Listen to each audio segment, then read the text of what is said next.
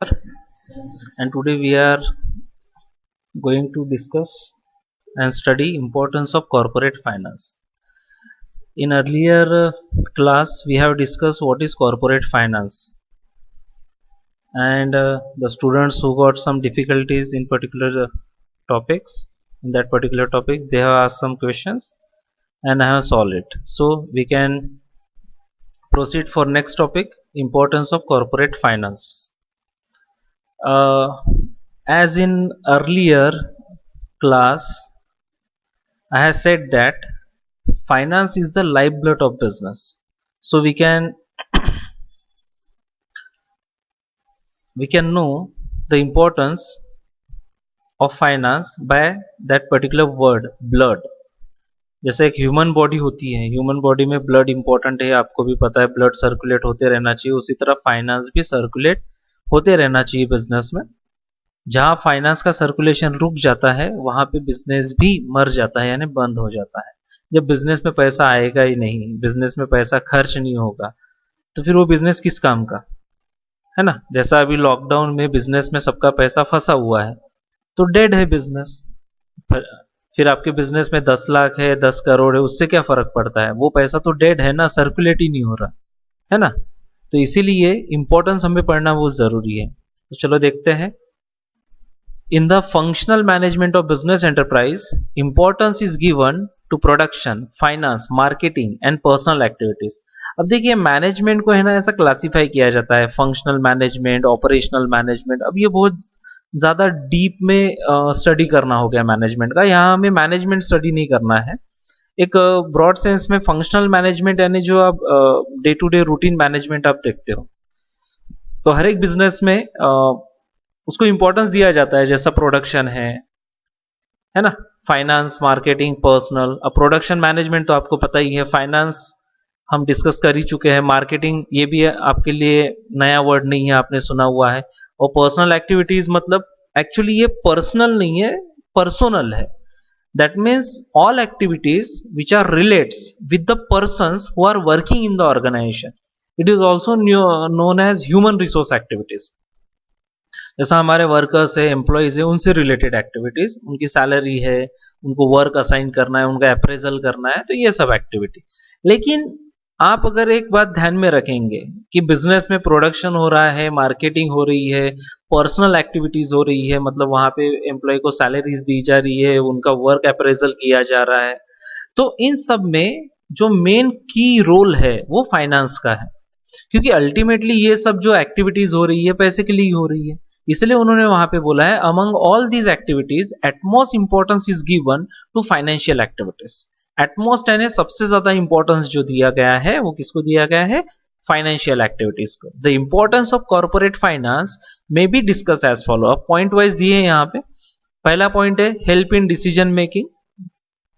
अब देखिए डिसीजन जो होता है, डिफरेंट डिफरेंट टाइप के डिसीजंस होता है, लेकिन बिजनेस में जो भी डिसीजन लिया जा रहा है वो किस लिए लिया जा रहा है, ऑब्वियस है प्रॉफिट अर्न करने के लिए, यानी पैसे कमाने के लिए। तो प्रॉपर फाइनेंस मैनेजमेंट या कॉर्पोरेट फाइनेंस का इंपॉर्टेंस इसलिए बढ़ जाता है कि जब आप मार्केटिंग की बात करते हैं, आप पर्सनल एक्टिविटी की बात करते हैं, आप प्रोडक्शन एक्टिविटी की बात करते हैं, तो जब ये सब जो एक्टिविटीज की जा रही है तो ultimate aim is to earn profit. Okay, ultimate aim is to earn profit. So when there is a profit there is money factor, and where is money factor there is corporate finance. तो इसीलिए आप ये कह सकते हैं कि corporate finance यानी finance manager या फाइनेंस मैनेजमेंट हमें डिसीजन लेने में हेल्प करता है। ठीक है, देखिए most of the important decisions of business enterprise are determined on the basis of availability of fund.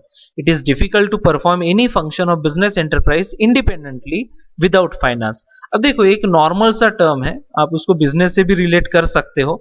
Simple सी बात है, अगर हमारे पास पैसा है तो हम उस पर्टिकुलर फाइनेंस एक्टिविटी के बारे में सोच सकते हैं। अगर पैसा ही नहीं है तो फाइनेंशियल एक्टिविटी के बारे में आप सोच भी नहीं सकते। एक सिंपल सी बात है कि अगर मैं सोचता हूं कि मुझे मर्सिडीज लेना है, तो मर्सिडीज लेना है तो मर्सिडीज लेने लायक मेरे पास पैसा है क्या? अगर मुझे लगता है कि मेरे पास मर्सिडीज लेने लायक पैसा नहीं है तो ऑब्वियस है मुझे कुछ दूसरा ऑप्शन देखना पड़ेगा 4 व्हीलर के लिए, है ना। अगर मेरे पास 5 लाख है तो 5 लाख ही मेरा बजट है, 5 लाख में जो 4 व्हीलर आ सकती है वो मैं खरीद सकता हूँ, मुझे मेरा मर्सिडीज का आइडिया या डिसीजन ड्रॉप करना पड़ेगा। तो वही उन्होंने यहाँ पे बोला हुआ है कि जब आप बिजनेस में एक्टिविटीज परफॉर्म करते हो तो जो भी इंपॉर्टेंट डिसीजन आप बिजनेस में लेते हैं तो वो डिसीजन हमेशा आपके पास जो फंड अवेलेबल है उसके ऊपर डिपेंड करता है। बराबर है। यहां से मुझे मुंबई जाना है, राइट। अगर मेरे पास 600-700 रुपए है तो 600-700 रुपए में ट्रेन का टिकट हो जाएगा। वही अगर मेरे पास 1000-1200 रुपए है तो 1000-1200 रुपए में मुझे बस का भी टिकट मिल जाएगा, है ना। वही अगर मेरे पास 5-6 हजार रुपए है तो उसमें मुझे एयरप्लेन का टिकट मिल जाएगा। यानी मुझे जाना तो मुंबई है, लेकिन कैसे जाना है ये डिपेंड करता है कि मेरे पास फंड कितना अवेलेबल है उसके ऊपर।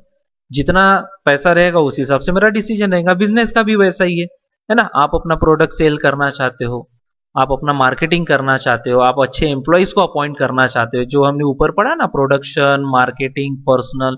तो जब मैं बात कर रहा प्रोडक्शन का तो रॉ मटेरियल लगेगा, मार्केटिंग की बात कर रहे तो एडवर्टाइजमेंट वगैरह हो गया, पर्सनल एक्टिविटीज की बात कर रहे तो पर्सनल एक्टिविटीज में अच्छे एम्प्लॉयज आ गए, अच्छे मैनेजर्स आ गए, तो इन सबको सैलरीज देनी पड़ेंगी। यानी घूम फिर के बात आप पे आती है फाइनेंस पे, है ना।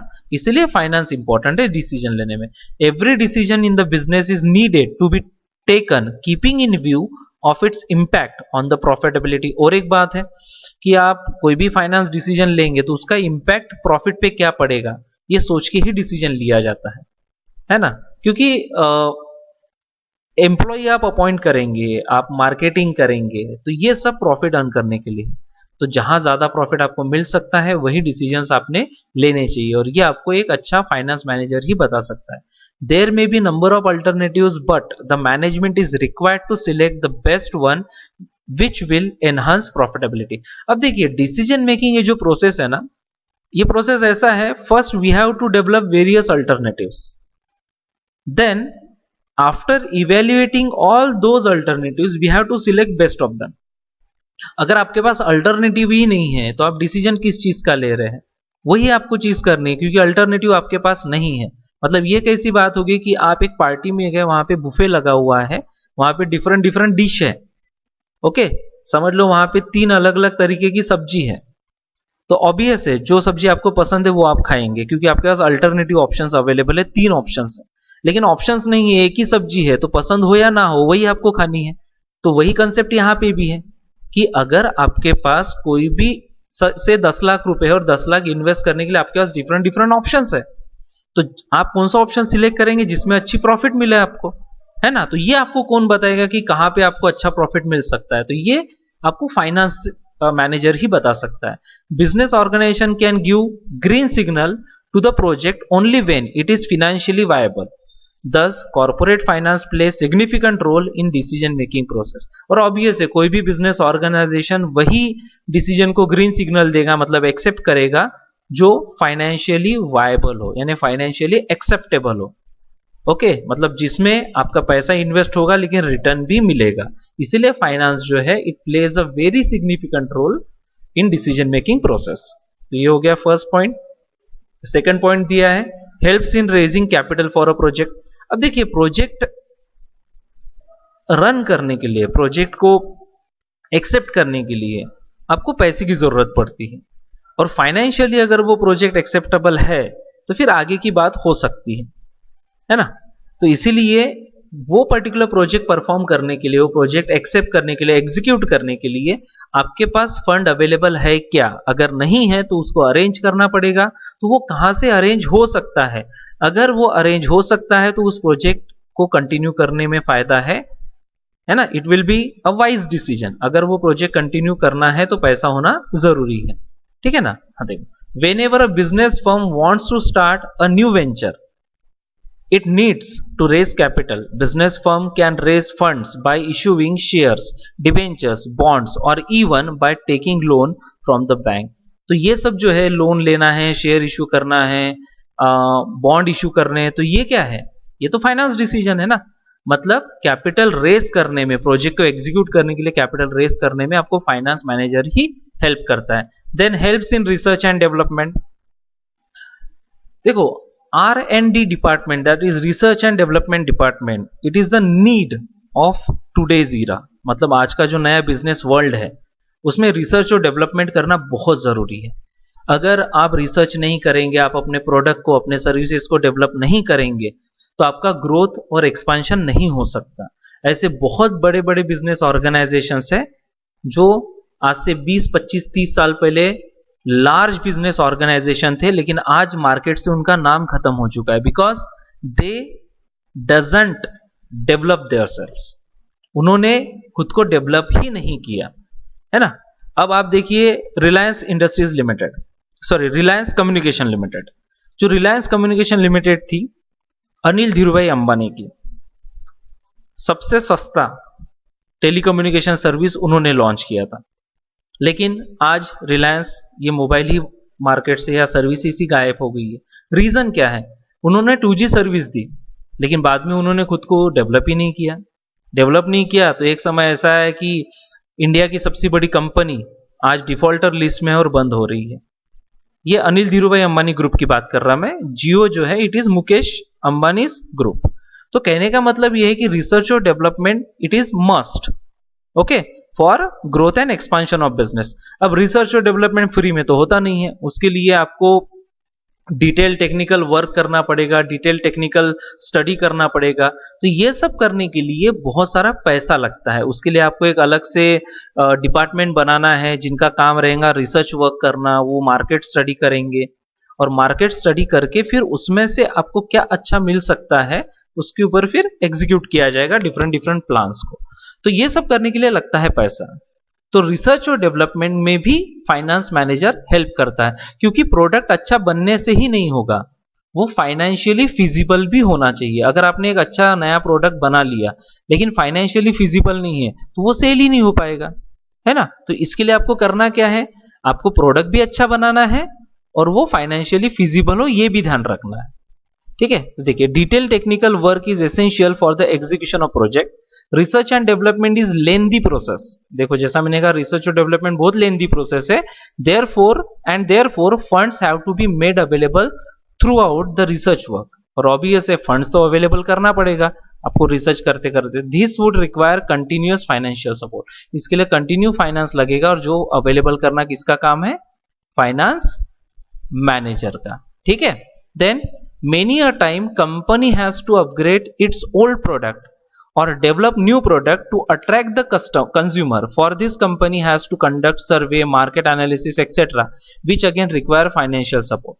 ठीक है। अब देखो, ये तो बहुत जरूरी है, आपको अपना ओल्ड प्रोडक्ट अपग्रेड करना पड़ेगा, नया प्रोडक्ट बनाना पड़ेगा, वो अट्रैक्ट करना ही पड़ेगा आपको कंज्यूमर को, है ना। इसका बेस्ट एग्जांपल है कोलगेट कंपनी। कोलगेट कंपनी बहुत पुरानी कंपनी है, यानी आप ऐसा बोल सकते हैं कि इंडिया में फर्स्ट टाइम अगर टूथ पाउडर और टूथपेस्ट लाया गया था तो कोलगेट कंपनी ने लाया था। लेकिन आज भी मार्केट में वो अपना एडवर्टाइजमेंट करती है। क्यों? क्योंकि उनको पता है कि अगर हम वो एडवर्टाइजमेंट नहीं करेंगे तो कस्टमर हमारे टूटेंगे। सेकेंड थिंग, अपने प्रोडक्ट को अपग्रेड करते रहती है, ये भी जरूरी है। अगर अपग्रेड नहीं करेंगे तो लोग प्रोडक्ट क्यों खरीदेंगे? कुछ तो नया देना पड़ेगा ना, तभी तो लोग खरीदेंगे। तो बस ये सब करने के लिए पैसा लगता है। तो यही रिसर्च और डेवलपमेंट के लिए फाइनेंस अवेलेबल करके देना, ये फाइनेंस डिपार्टमेंट का काम है। फिर नेक्स्ट पॉइंट है helps in smooth running of business firm. देखो, बिजनेस को प्रॉपर वे में रन करना है, स्मूथ रन करना है। इसका मतलब क्या? कि बिजनेस अच्छे से चलना चाहिए, ब्रेक नहीं होना चाहिए।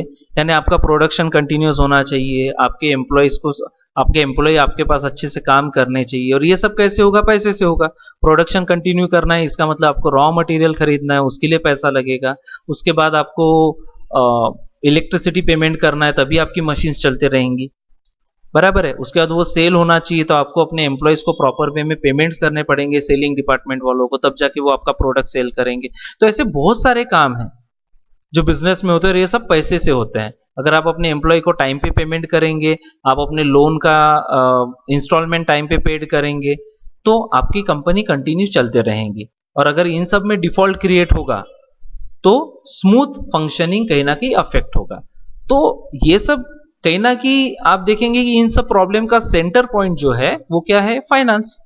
तो कहीं ना कहीं फाइनेंस मैनेजमेंट का इंपॉर्टेंस यहाँ पे भी बढ़ जाता है कि अगर आपको अपने ऑर्गेनाइजेशन को स्मूथली रन करना है तो फाइनेंस को प्रॉपर वे में मैनेज करना पड़ेगा.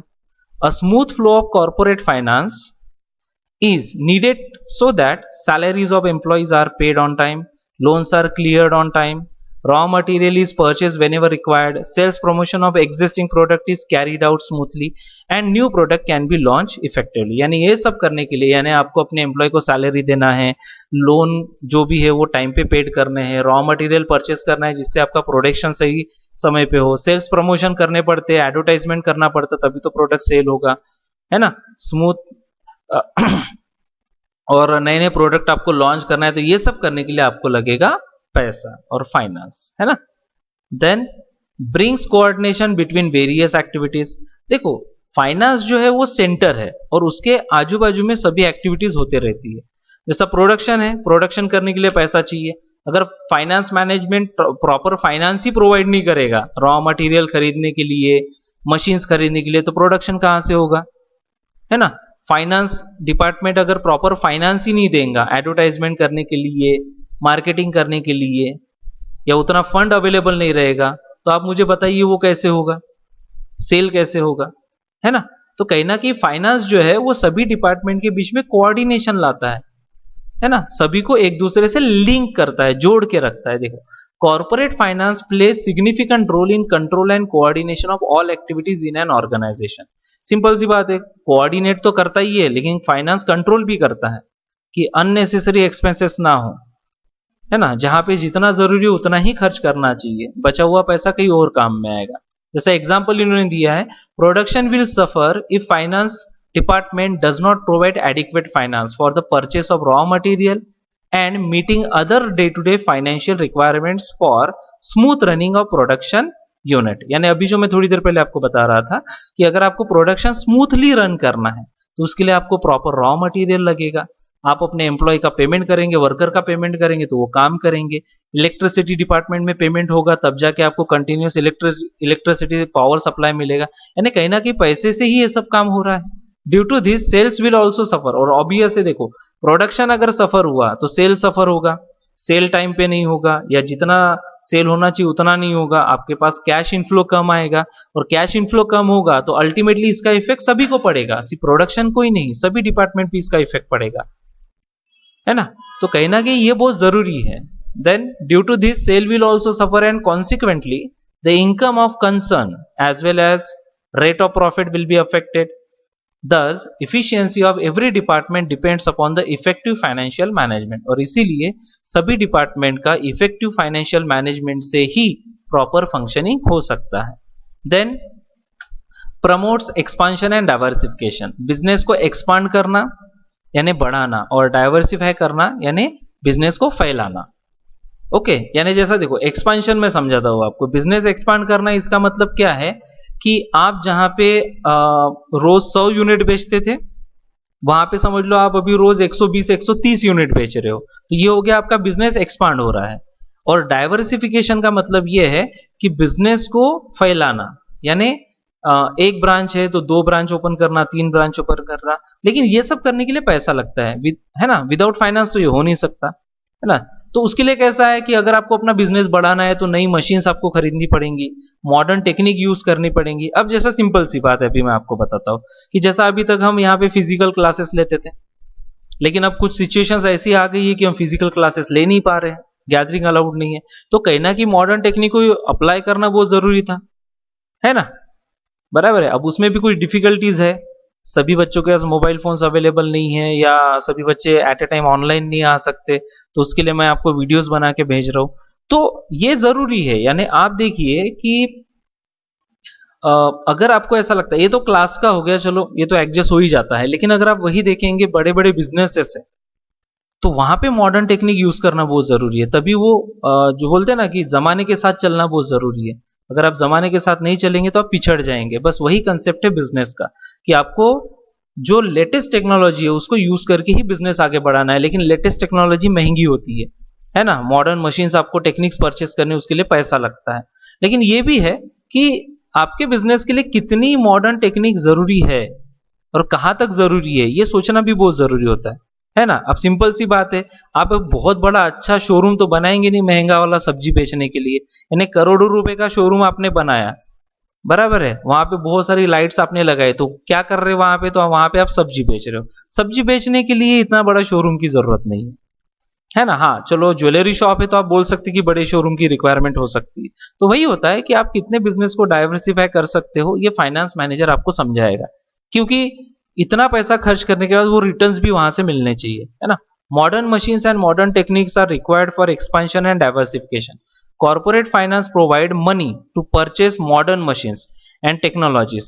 Therefore, finance becomes mandatory for expansion and diversification of company. और इसीलिए फाइनेंस जो है वो जरूरी हो जाता है बिजनेस को एक्सपांड और डाइवर्सिफाई करने के लिए। Then managing risk. अब देखिए कैसा है कि बिजनेस में ना डिफरेंट डिफरेंट टाइप की रिस्क होती है। एक है नॉर्मल रिस्क जो बिजनेस में होती है, प्रॉफिट लॉस वो तो चलता रहेगा, लेकिन इसके अलावा नेचुरल कैलेमिटीज है, ठीक है ना। उसके बाद बीच में स्ट्राइक्स कर देते हैं अपने एम्प्लॉय, कभी कभी लॉकडाउन हो जाता है, लॉकडाउन इन द सेंस यानी एम्प्लॉय लॉकआउट कर देते हैं, कंपनी को काम नहीं करते। और जैसा अभी रिसेंट अभी ये जो महामारी आ जाती है बीच बीच में, जैसा आई है अभी कोरोना की, तो इससे क्या होता है कि आपका बिजनेस अफेक्ट होता है, ठीक है। तो इसके लिए रिजर्व्स क्रिएट करना बहुत जरूरी है। आपके पास अगर फंड अवेलेबल रहेगा तो ये जो क्रिटिकल सिचुएशंस आती है इसमें आप अपने बिजनेस को प्रॉपरली मैनेज कर सकते हैं।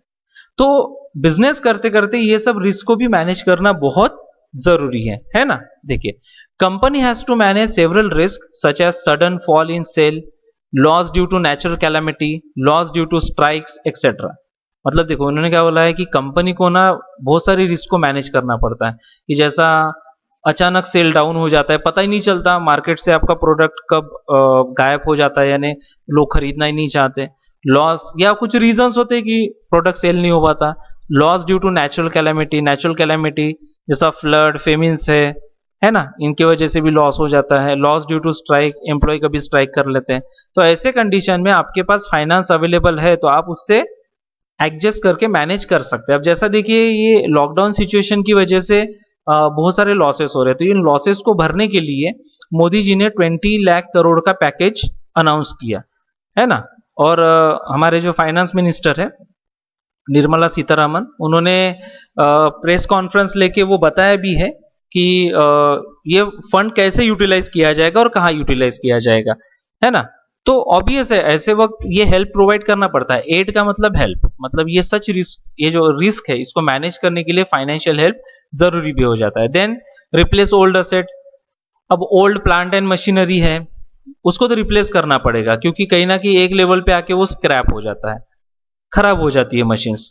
तो उनको रिप्लेस करने के लिए फंड अवेलेबल करके देना बहुत जरूरी है, क्योंकि अगर आप मशीन रिप्लेस नहीं करेंगे तो प्रोडक्शन डिफॉल्ट होगा, और प्रोडक्शन डिफॉल्ट होगा तो वैसे भी आपकी कंपनी की इमेज खराब हो जाएंगी मार्केट में, अगर आपका खराब प्रोडक्ट जाएगा तो पुराने असेट्स को रिप्लेस करने के लिए भी फाइनेंस की रिक्वायरमेंट होती है ना। इसलिए फाइनेंस का इंपॉर्टेंस है। Assets such as plant and machinery become old and outdated over the year, they have to be replaced by new asset, finance is required to purchase new asset. Obvious ये तो normal सी concept है कि नया asset खरीदने के लिए पैसा लगेगा और उस पैसे को अरेंज करना है फाइनेंस मैनेजर का काम है।